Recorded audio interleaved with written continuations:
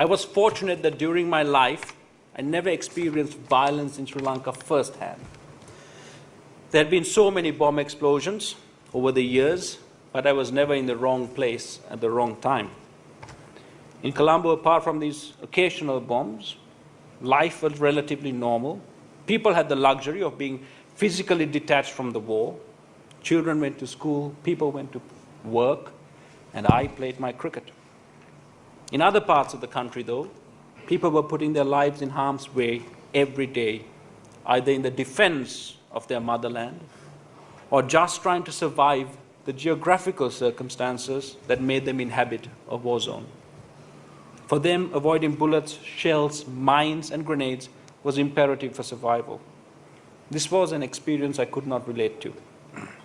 I had great sympathy and compassion for them, but I had no real experience from which I could draw parallels. That was until we toured Pakistan in 2009. We set off to play 2 tests in Karachi and Lahore. The first test, played on a featherbed, passed without great incident.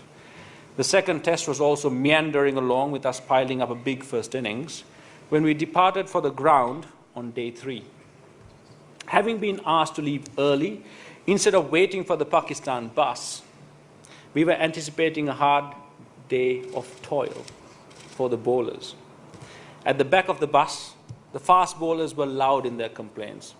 I remember Tilan Tushara being particularly vocal, complaining that his back was near breaking point, and he joked, and I kid you not, that he wished a bomb would go off so we could all leave Lahore and go back home. Not 30 seconds had passed when we heard what sounded like firecrackers going off. Suddenly a shout came from the front, "Get down, they are shooting at the bus." The reaction was immediate. Everyone dived for cover and took shelter on the aisle or behind the seats. With very little space, we were lying on top of each other. Then the bullets started to hit. It was like rain on a tin roof. The bus was at a standstill, an easy target for the gunmen. As bullets started bursting through the bus, all we could do was lay still, stay quiet, hoping and praying to avoid death or injury. Suddenly, Mahela, who sits right at the back of the bus, shouts, saying he thinks he has been hit in the shin. I'm lying next to Tilan. He groans in pain as a bullet hits him in the back of his thigh. I turn my head to look at him. I feel something whiz past my ear, and a bullet thuds into the side of the seat, the exact spot where my head was a second ago. I feel something hit my shoulder and it goes numb. I know I had been hit, but I was just relieved and praying I was not going to be hit in the head. Taranga Pranavitana, on his debut tour, is also next to me. He stands up, bullets flying all around him, shouting, I just got hit. As he holds his blood-soaked chest, he collapses into his seat, apparently unconscious. Now this is his debut tour, and I see him and I think, oh my God, you were out first ball, run out in the next innings, and now you have been shot. What a terrible, terrible first tour.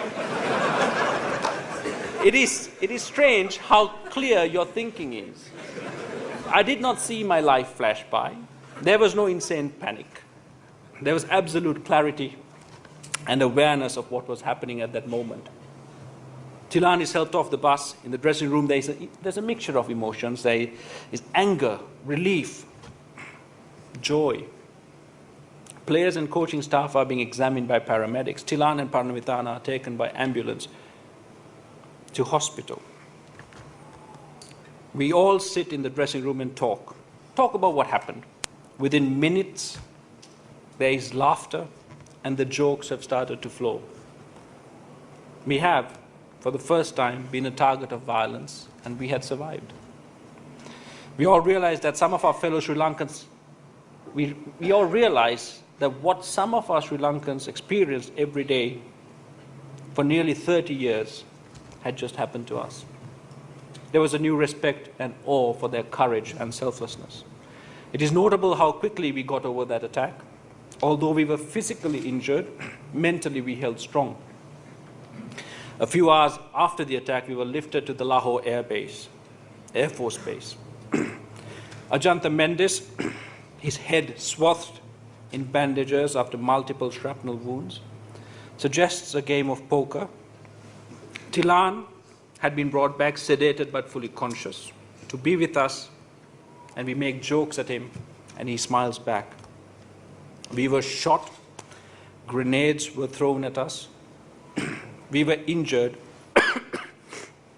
and yet we were not cowed. We were not down and out. We are Sri Lankan, we thought to ourselves, and we are tough, and we will get through hardship, and we will overcome because our spirit is strong. This is what the world saw in our interviews immediately after the attack. We were calm, we were collected and rational. Our emotions held true to our role as unofficial ambassadors. A week after arrival in Colombo from Pakistan, I was driving in Colombo and I was stopped at a checkpoint.